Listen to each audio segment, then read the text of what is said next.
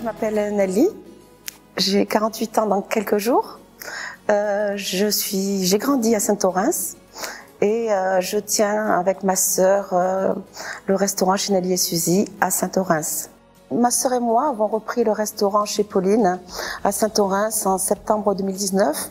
Nous avons refait toute la déco, nous l'avons mis à notre goût. C'est un lieu familial, convivial, chaleureux, cuisine traditionnelle française et cuisine du monde aussi.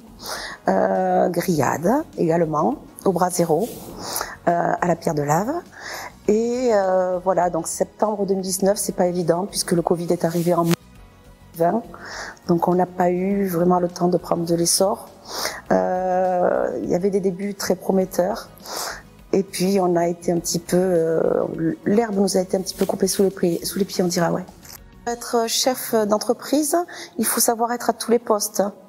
Donc moi j'ai la chance de savoir cuisiner, donc ça veut dire que si le chef n'est pas là, c'est moi qui vais passer au fourneau. La salle, bon mais c'est mon métier, j'adore ça, donc j'ai aucun souci. Et après chez l'entreprise, ben voilà, c'est les commandes, c'est la caisse, c'est les fournisseurs, c'est être un petit peu partout en fait.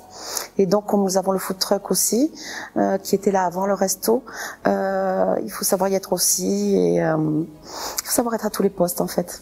Le food truck, lui, il a ouvert en 2015. J'ai énormément peiné à avoir des emplacements parce qu'il y a de plus en plus de food trucks. Maintenant, j'en ai qui sont vraiment fiables et pérennes. Et nous tournerons exclusivement sur le sud-est toulousain, à savoir la Belginopole, Montaudran et Ramonville. Vous pouvez aller voir sur la page Facebook, donc il y a les emplacements qui sont marqués chaque jour avec le détail des menus, comme pour le restaurant d'ailleurs aussi. La page Facebook du restaurant où vous avez les menus qui sont en descriptif tous les jours. Donc le food truck s'appelle Food by Nel et la page Facebook s'appelle Food by Nel le Popo Truck. J'ai commencé à exercer des métiers divers qui n'ont rien à voir avec la restauration. J'étais coiffeuse, puis j'étais animatrice pour enfants en centre de loisirs. Après, j'ai été géo au Club Med. Et puis, le Club Med ne m'envoyait que dans des destinations françaises parce que je ne parlais pas l'anglais. Donc, je me suis dit, je vais partir 6 mois en Angleterre pour apprendre l'anglais. Je suis partie à Londres. Et de 6 mois, j'y suis restée 4 ans, en fait. Et c'est là-bas que je suis tombée dans la restauration. Puisque ne parlant pas la langue, être au commis de salle, tu amènes des assiettes sur table et tu n'as rien à dire. Donc voilà. Et petit à petit, j'ai grimpé les échelons. Je suis devenue maître de rang, maître d'hôtel, et j'ai encore fait beaucoup de voyages. Et je suis tombée enceinte et je suis rentrée en France pour m'occuper de mes enfants. Je voulais qu'ils grandissent ici et puis après, j'ai commencé le food truck et le restaurant. Arrive un âge où la restauration ça devient compliqué, surtout le service. Donc j'ai voulu commencer par quelque chose de petit pour être mon propre patron, pour avoir plus de liberté et pouvoir faire ce que j'aime, c'est-à-dire la cuisine et le contact des clients. C'était pas une évidence, mais ça s'est un petit peu imposé à moi à mon âge de changer de perspective. Moi, je suis passionnée de cuisine, donc tout ce qui touche à la cuisine m'intéresse. Donc, je dévore des livres culinaires. Je regarde énormément de vidéos sur la cuisine en général. Et c'est mon principal point d'intérêt, en fait, la cuisine. Voilà. Nous avons ouvert en septembre 2019 et le Covid est arrivé en février-mars 2020. Donc, c'est vrai que notre trésorerie... nous n'avions pas eu le temps de la construire. Et le Covid étant passé par là, le confinement, les séparations à table, le télétravail,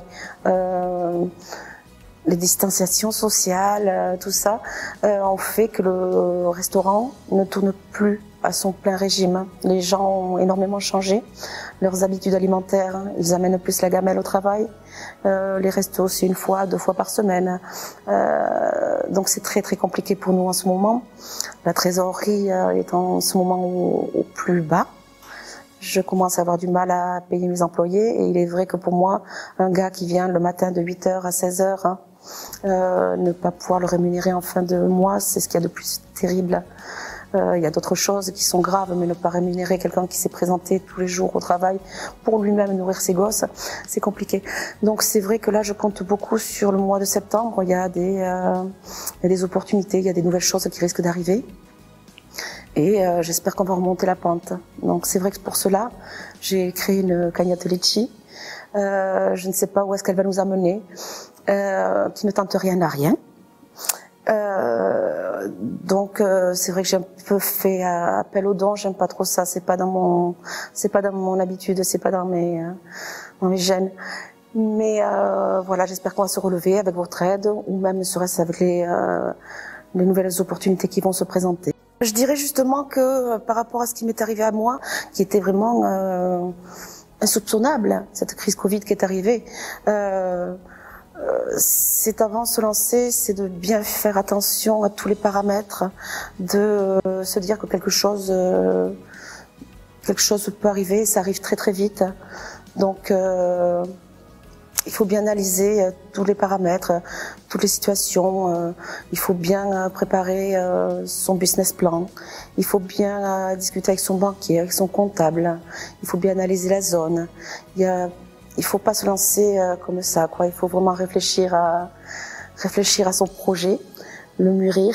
Et voilà, je souhaite bonne chance quand même à tous ceux qui se lanceront dans l'entrepreneuriat.